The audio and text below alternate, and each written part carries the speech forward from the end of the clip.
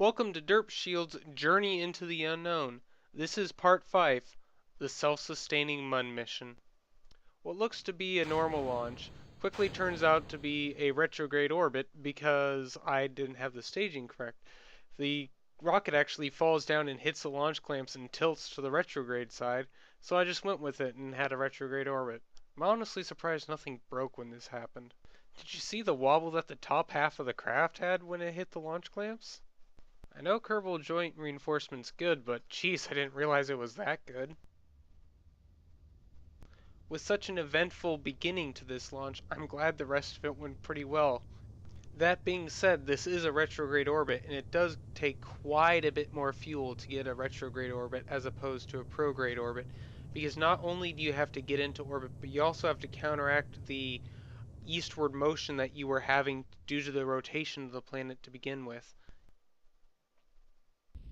You know you have good, and by good I mean excessive, thrust to weight ratio when you're seeing reentry effects during the ascent. Yeah, that's wasted fuel right there. That being said, having too much thrust in a rocket is a good thing as opposed to having not enough thrust. At least you're going up. At this point, all that's left is to complete the circularization burn, and who really cares about that inclination that we have? We're only going to the Mun, we don't need to have a perfect equilateral orbit. And this is where we start seeing the effects of going into a retrograde orbit. We got up this high and got going this fast, but we still have a 1200 meter per second burn just to get into a stable orbit. Alright, now that we've got the Mun Explorer out into space, we need to get the Kethane scanning rig up to space so we can find the sweet Kethane out on the moon. So this will actually be a self-sustaining mission as opposed to a single landing and return. We want this rocket to stay out on the Mun, be able to refuel itself, so we can collect all the biomes that are on the Mun, or at least the majority of them. I really enjoyed this launch, partly because the low part count made time go in actual real time, and partly because it was such a small rocket. Usually I have these big asparagus staged monstrosities that shouldn't fly, and this was only a single shaft with some solid rocket boosters pegged onto the outside of it. While simple, small payloads aren't my speciality, I am good at getting those large monstrosities up into space. Usually my designs incorporate the lifter stage getting everything to orbit without the actual vessel using its engines or any of its own fuel.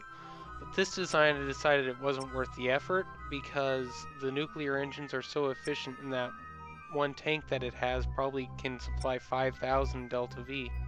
I would be able to give you guys a more accurate number, but as you can see, MechJeb broke. When I was designing my previous craft, it just decided that it didn't want to work anymore. It's unusual that Kerbal Engineer only breaks for the vessel tab. Every other tab works just fine, but the vessel tab will not update anymore. Since this is just going to the Mun anyway, might as well get it done and head there now. The sooner this rig gets to the Mun, the sooner the scanner can start doing something useful in finding Kethane nodes on the Mun. After it's done scanning the Mun, I might send it out to Joel. Even though I've never been there before, I expect that I'm going to need a lot of fuel to visit all of the moons in a single go.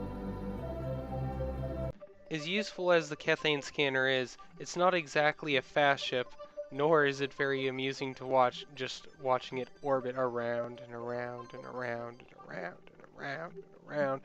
I literally let that thing orbit around after I got done with my first landing for probably 3 hours, and it had finally finished scanning the Mun, and I also believe it was at 100 times time acceleration. So really it ran for 300 some hours or something crazy like that. Anyway, back to the Mun Explorer.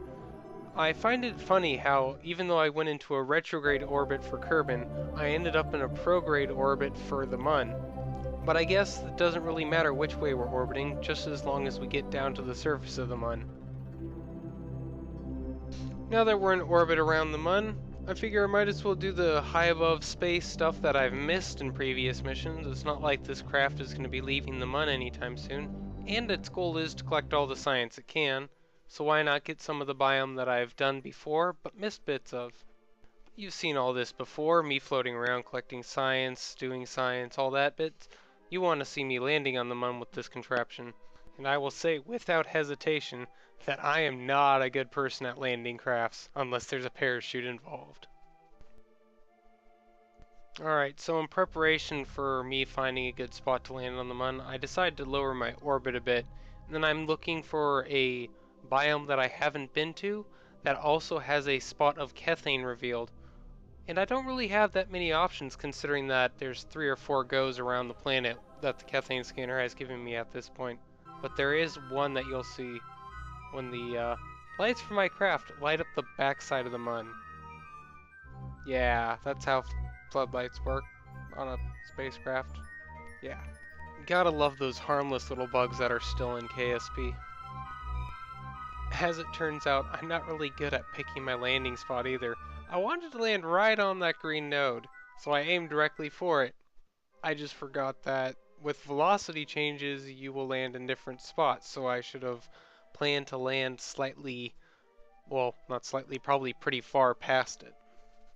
So I have to do a little bit of correction burns in here, and it's a bit awkward, but hey, it still got the job done, and I landed in the correct spot. As you'll see in a little bit, my attempts to land this thing are a lot worse than this descent planning was. And I landed.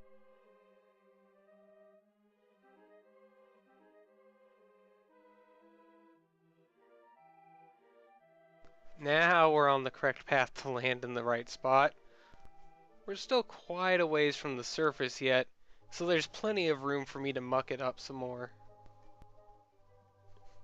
Nighttime landings, they're a lot more difficult than daytime landings, because you can't see the ground until you're right next to it. Especially with the poor placement of my lights, which I thought would be cool, having like an X shape going out from my craft. I forgot to put lights pointed down. Downward lights would have been very helpful during this. Anyway, let's count the number of times I touch down before I actually stay down.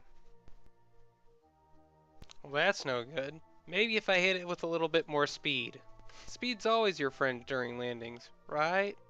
No, it isn't. Speed is not your friend when you're landing on a slope.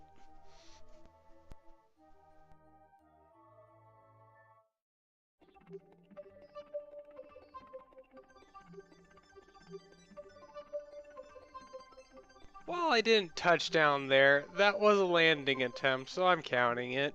I had to abort that landing before that just ended my craft.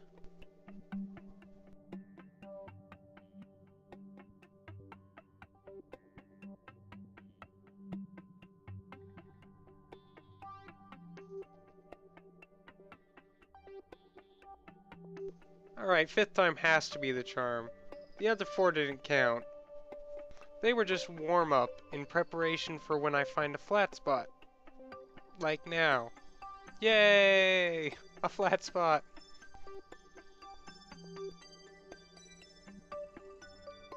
Alright, now that we've touched down, it's time to get the science and demonstrate how this will be a self-sustaining mission. Kethane drills, it's your time to shine. Well, not shine, drill. We need you to drill. If you're shining, you're doing it wrong. But in order for the drills to run, we need electricity. And we can't get electricity if we don't have the sun. To the sun!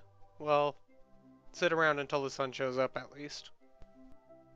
Now that the sun is out, it's time to do all the science. And hey, I even installed a ladder so I can get to the science easily.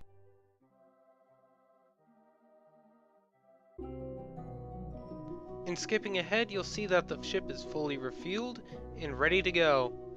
In any case, that's all I have for this episode. Thanks for watching. I hope you enjoyed it. Bye-bye now.